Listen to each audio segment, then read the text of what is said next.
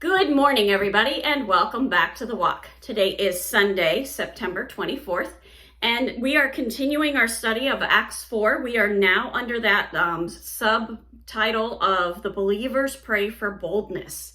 So we're in Acts 4, starting in verse 23, and it says, when they were released, they went to their friends and reported what the chief priests and the elders had said to them. Now, I'm going to stop and I picture this in my mind. I imagine being there. I imagine what the demeanor of Peter and John would have been like.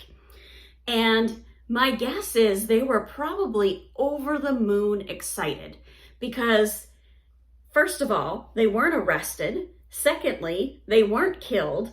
Thirdly, and best of all, they got to share the gospel of Jesus Christ. Now, among those things, my guess is that the most important thing to them was they got to tell, they had a public forum in which they got to tell who Jesus is and what was going on. Verse 24, and when they heard it, they lifted their voices together to God and said, Sovereign Lord, who made the heaven and the earth and the sea and everything in them. So, how does it, if you're raising your voice and you're praying, what does that look like? Well, they're all praying together. And maybe this was a prayer that they prayed on a regular basis and they would all have mechanically known it. It's also possible that it was praise and that they were singing it. But either way, they were raising their voices in union and they were saying the same thing. And yes, there's power in that. Where two or more believers are, there's power. But the interesting thing is that voice is singular. So they didn't all pray and pray different things all at once. They prayed as if they had one voice. They were all praying at the same time. It's possible that one person was praying and they agreed with them so that they were really praying with one voice. Maybe that's how it was. It's really hard to imagine what this was.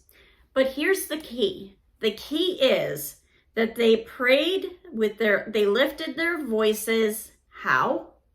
Together.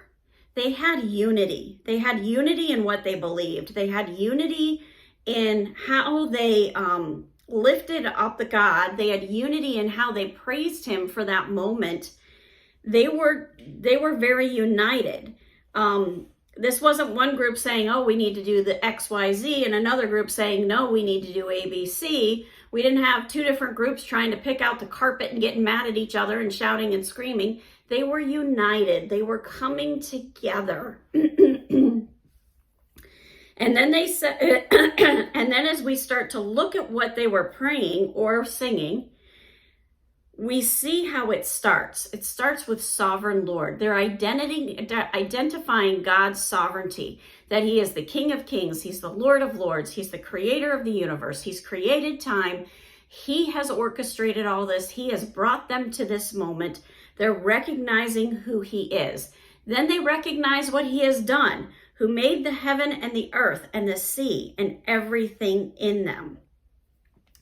When we stop to think all that God has done for us, all that God has created, the fact that he oversees this entire universe, but yet he worries is the wrong word. He cares for me and he makes sure that I have what I need. He makes sure that all the believers have what they need.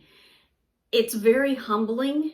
And it keeps you in that perspective of being the servant. And it helps you to remember that that's your place. You're the servant. He's the King of Kings. When you praise him, you're praising him for his authority as a sovereign God. You're praising him for all that he has done.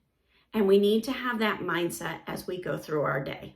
Have a wonderful day. God bless and keep walking the walk.